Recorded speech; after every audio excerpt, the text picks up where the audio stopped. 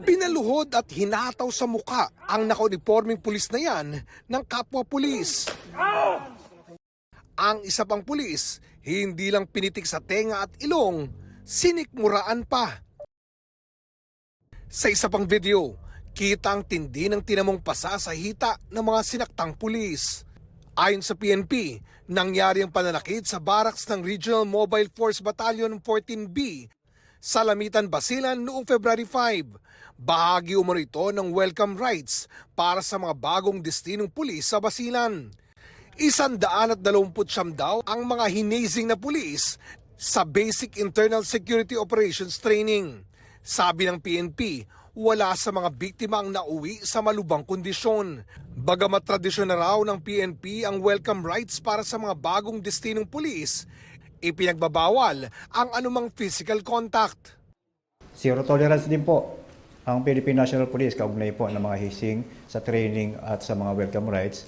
Parte ng welcome rights po nila yung pag sinasabi natin na roll like a barrel. Ito po yung parte ng mga physical exercises na wala pong physical contact. Nandiyan din po yung pag-push up, roll like a barrel, pag-duck walk. Ito po yung mga physical initiations na exercise lang po kung na-considered po siya. 12 pulis mula sa Regional Mobile Force Battalion 14B ang sangkot sa hazing. Pero damay rin ang kanilang mga kabaro, kaya mahigit 70 pulis, commissioned officer at non-commissioned officers ang nirelieve kabilang ang commanding officer. Hindi lamang po tinanggal yung 12 na unidentified. Tinanggal na po ang lahat ng miyembro ng 14B ng Regional Mobile Force Battalion. So lahat po sila 70 plus. Sila po lahat ngayon ay administratively relieved po.